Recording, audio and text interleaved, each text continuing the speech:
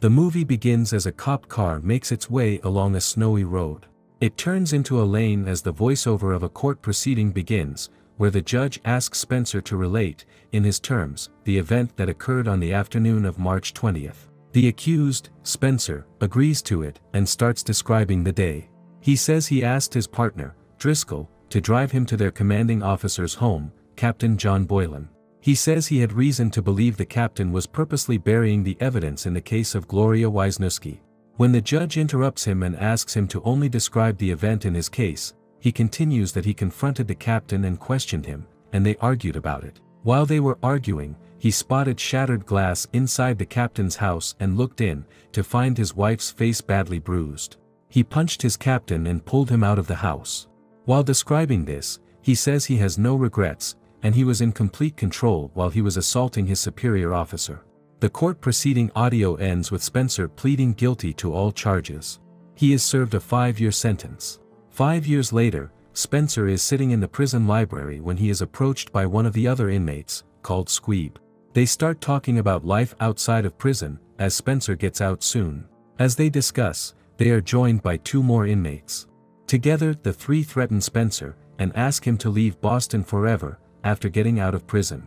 Spencer asks them who was sending the message for him, and in reply they attack him, but he fights back. On the day he gets out of prison, he is met by his friend Henry, who picks him up in his Riviera. As they are catching up, his ex-girlfriend Sissy comes. Seeing her car approaching, Spencer hides in Henry's car, and they drive off before she can spot him. In a flashback, we see Sissy throwing his stuff out of the house, and yelling at him for going to jail. On reaching Henry's place, Spencer's old partner comes to visit him, and he asks him about his plans, to which Spencer states that he is moving to Arizona, and is going to become a truck driver. He agrees it's a good choice, as many cops still wish him harm. His friend wishes him luck and leaves. He meets his dog, Pearl. He believes that he has a room to himself and relaxes, but just then, he hears someone listening to rap in the adjoining bath, which is when he realizes he has a roommate. A giant man called Hawk. He tries to go to bed, but Pearl comes in and goes to the giant first, which irritates Spencer. He calls her to him, hugs her and goes to sleep. On the other side of town, John Boylan is in his car, talking to his daughter on the phone about her report. He tells her he is on his way to her. But then, he gets a call from a strange man, who asks him to come to someplace, claiming that somebody wants to meet all of them. Boylan tells his daughter that he will be late. She is upset, so he continues talking to her about her book. He reaches the location and a pair of headlights flash, which distracts him, and another car rams into him from the side. This commotion is overheard by his daughter, who's still on the phone. She frantically tries to ask him if he is okay, but he is pulled out of the car by masked men and murdered execution style. The next morning a woman gets off the bus and spots a car on the side of the road outside her home. It is banged up, so she hurries to it to check inside. She finds the body of her husband inside it. Spencer wakes up, and Henry shows him how the groceries are divided in the fridge. While they are bickering, a news bulletin about Boylan's passing, and how he was mercilessly executed, appears on TV. The newscaster reported a witness claim that they saw a dark SUV at the scene of the crime. Spencer and Henry are reeling from the news when the doorbell rings. It's Driscoll and another cop. Driscoll apologizes, before asking for Spencer's whereabouts. When Henry vouches for Spencer, Driscoll is satisfied, but his fellow cop is angry and abuses Spencer. Driscoll asks him to cool it and they both leave. Spencer listens over the radio as the mayor of Boston condones Boylan's murder, while he drives down to his truck driver instruction classes. He reaches the place and spots a big black semi-automatic truck. As he looks inside, the instructor points towards a sign posted beside it, explaining that it's called Black Betty, and also that it's off-limits for new drivers. As he listens to the instructions in the class, he is wondering about the news report, who took Boylan's life, and why. After the class, he goes to Henry's gym and finds Henry and Hawk there. Hawk is training for boxing. Henry asks Spencer to teach him. Spencer starts giving Hawk a lesson in how to throw a punch, when his ex-girlfriend Sissy arrives, and they argue. Back at home, Henry and Spencer catch a news report on Boylan's passing. The reporter mentions a police detective Terrence Graham as the suspect in his murder. His body has been found in his banged-up SUV. The newscaster calls it a murder-suicide. Spencer tells Henry that he knew Terrence, and that he was clean and happy, so would never have committed suicide. Henry asks him to walk away and go to Arizona, as he planned. Spencer goes to meet Terrence's wife, who tells him that the cops found drugs, and said her husband was a corrupt cop, and that if she intervened, they would say she was an accomplice and take away her son. Spencer asks her to be careful, and that he would look into the matter and try and find out the truth, as he, too, believes in Terrence's innocence.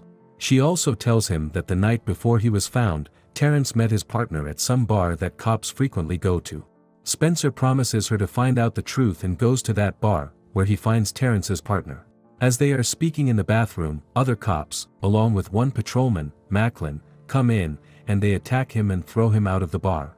Lying on the sidewalk, Spencer spots a CCTV camera on the store opposite the bar, and goes there to check out the CCTV. The store manager hands him the recording, which is saved on the cloud.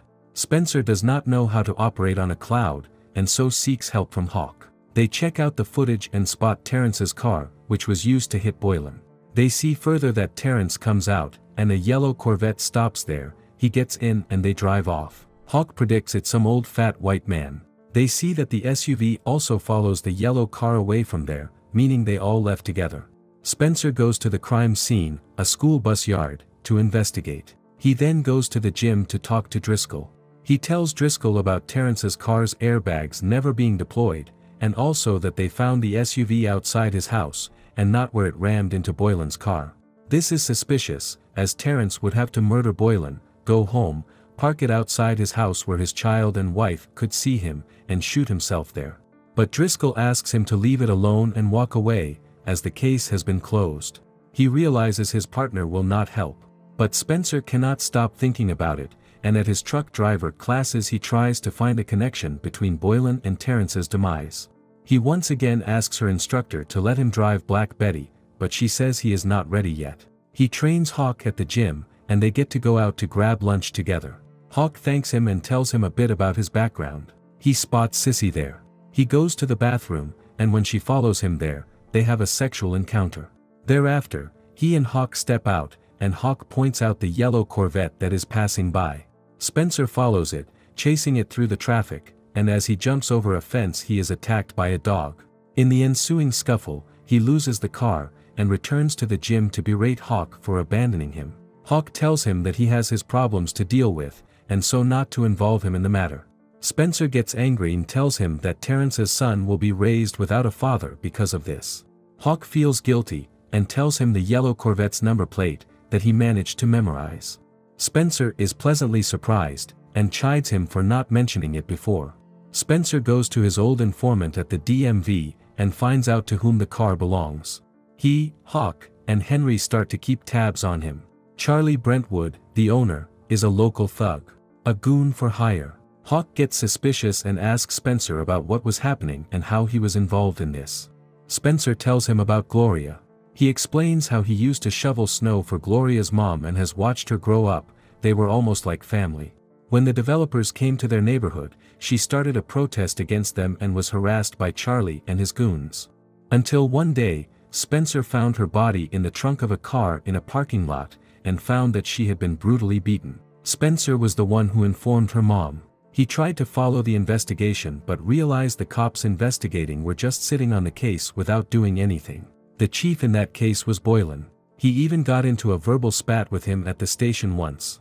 He was then contacted by a reporter from the Globe. He showed Spencer the tape of the CCTV footage from the parking lot, where it was seen how viciously she was murdered by a group of guys, most likely members of the gang, Trinitario. The reporter also told him that he got the tape from the homicide department, and they were not doing anything about it, and even the newspaper he worked for had asked him to let it go and work on something else. Following this, Spencer visited Boylan's home and ended up assaulting him, and then going to jail. Spencer says they are going to bust open the whole thing and get justice for Terrence and Gloria. Hawk vandalizes Charlie's car. Over the next few days, they follow him around, until one day he goes to the police station with a bag, and the same bag is carried out of the station by Macklin. Spencer spots a couple of feds keeping an eye on them too. He and Hawk try to figure out what's going on between dirty cops, the FBI, and Trinitarios. When Hawk suggests that maybe murdering Boylan was a message, this gets Spencer thinking, and he decides to go visit Squeeb, to find out who hired the hit on Spencer on the last day of his prison time, because it could be the same people who attacked Boylan. He shows him a video of his wife out on a date with Hawk, to blackmail him into revealing the name.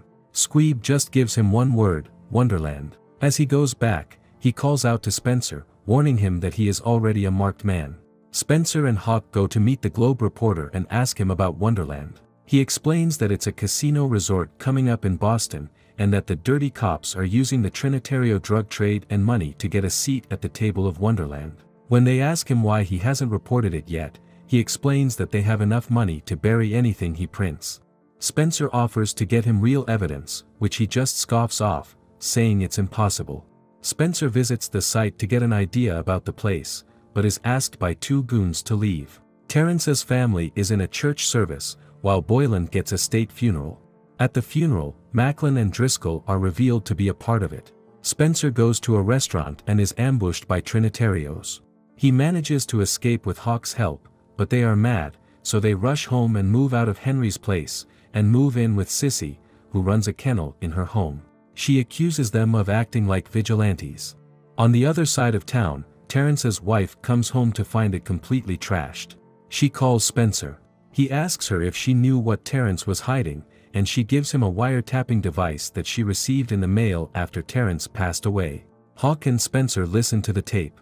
Terrence had recorded his conversation with Boylan, where Boylan admitted to being a dirty cop and also revealed other names, including Driscoll's. He mentions something called the Pony Express, and explains that the Trinitarios and Tracksuit Charlie do the Pony Express once a week, which is essentially the biggest drug shipment they could imagine. Spencer and Hawk then go to meet Driscoll and inform him that they know the truth about Wonderland, and also that he has proof of the same. He urges Driscoll to turn himself in, to which Driscoll scoffs and asks him to get lost. So, they take the evidence to the FBI, they hear it but ask them to walk away, as they have some bigger plans in the works. Spencer gets pissed, frustrated that nobody will listen to him, and attacks Tracksuit Charlie, threatening him into revealing the time of the next shipment. Spencer and Hawk intercept the consignment and take it to the reporter, who says it's insufficient evidence. Pissed off, they drive to Sissy's place. Sissy's dog, an ex-narcotics dog, catches the scent of the drugs, and so she finds out about it. When Spencer asks her to go inside the house and wait with Henry, she tells them Henry went home to get something. Just then, Spencer gets a FaceTime call from Henry. He picks it up and it's Driscoll on the other end, who has Henry as his hostage, and asks Spencer to meet him at Wonderland in an hour. Driscoll, Charlie, and Macklin wait at Wonderland. The Riviera comes riding down, but it's not Spencer who's driving, it's Sissy. She arrives and berates everyone for mistreating an old man like Henry. She takes Henry aside when Driscoll asks her about Spencer. She denies any knowledge about his whereabouts when they hear a loud noise, and Spencer and Hawk drive up in Black Betty. They run over all the assembled cars. Driscoll starts to run, Hawk gives him cover as Spencer starts to follow him. They have a face-off, and Spencer overpowers him in the ensuing fight. They tie them up with the drugs for evidence, and a live video stream of them all for the FBI to find. The newspapers hail them as local heroes and Terrence's good name is restored.